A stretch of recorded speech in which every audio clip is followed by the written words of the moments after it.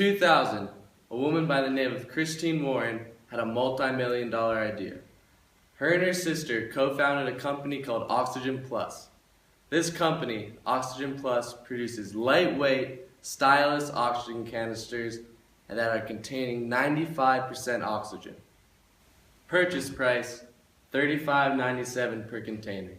Simply, they collect what most see as a natural human right and are able to sell it as a commodity in oxygen-demanding places such as China or in high altitudes. Together, Christine and her sister believe and proclaim that their product of canned oxygen could be the next bottled water. Scarcity is what has driven this product to become a success. Now, how would you feel if this was the only way to obtain clean air? This is what's happening on a much larger scale with billion-dollar companies that are privatizing immense amounts of water to sell as a commodity. And unlike these philanthropic sisters, these companies are all about making a profit. Today, clean, obtainable water is more scarce than you might think. The largest water supplies in the Southwest comes from Lake Mead and Lake Powell, and it's predicted that there will be a 100-foot water drop, which will result in Las Vegas's water supply to run dry. Also, as for us Colorado residents, our main water source, the Colorado Basin, is supposed to be reduced by 1/3 by 2025. This has a huge impact not only on us, but also affects many of the southwestern United States.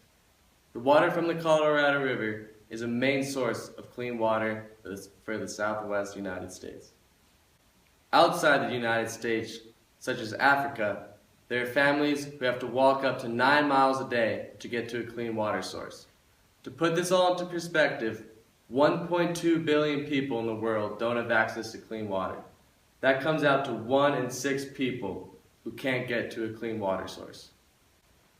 As of March 16th, California's government has implemented a 25% water reduction in agricultural use due to the ongoing 4-year drought they've been experiencing. There have been times where the government has had a goal to reduce water usage, but they've never implemented mandatory restrictions on cities. This means if a home is caught using too much water, they'll be fined for their wrongdoing. Part of their problem is a lack of snowpack in their mountain ranges. The Sierra Nevada mountains in California usually are covered with 5 feet of snow, but this year there's not even an inch. This mountain range provides California with 1/3 of its water supply. Here is a satellite image of the Sierra Mountain Range in 2012, and then again in 2015. There's a significant difference in snowpack in only a matter of 3 years. Today, I'll be addressing this talk about 2 companies, Nestle and Ethos, and their participation in privatizing water. Water privatization is when water is bought and controlled by large companies and sold to the general public instead of a democratic control. After it's purchased by these companies, a market price is put on it, usually bumping up the price to sell to the general public. These companies are capitalizing on a resource that is only becoming more limited, and they're using that to their advantage.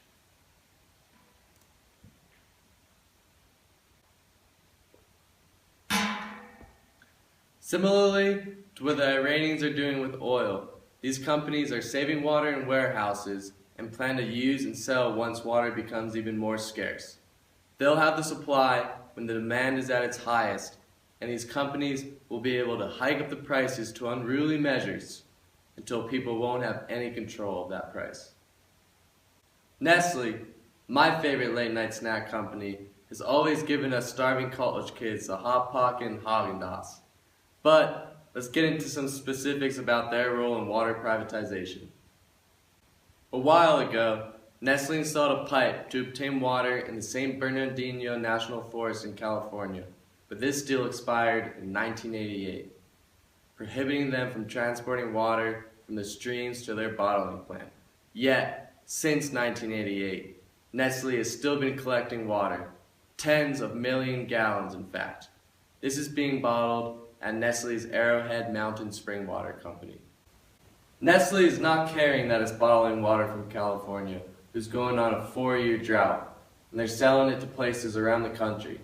Beyond that, they seem unaware of the significant damage it's doing to the wildlife in the national park. National parks are supposed to be preserved, not depleted of its water. Nestle has increased bottle prices to rebuild the water pipe infrastructure to prevent leaks and water main breaks. So let's get this straight.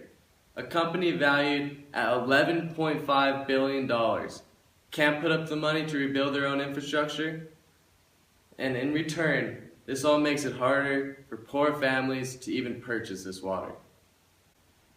This proposes a controversial issue because water should be accessible and is a fundamental human right, but these companies are transferring it over to an economic good where there's a set price that not everybody can afford. Ethos Water, owned by Starbucks, plans to help get clean water to people all over the world.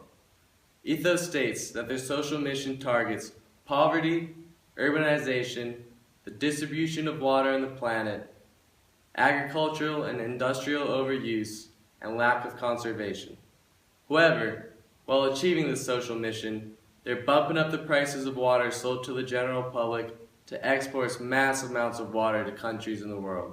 They're using this social mission to mask the profit they are making. One of the ways Ethos has funded this operation is by giving 5 cents of each bottle sold in America to that cause. Rather than teaching countries how to achieve clean water, Ethos is strictly supplying them with water.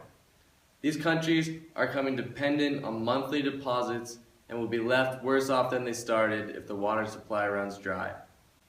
It's like saying, give a man a fish and he'll eat for a day.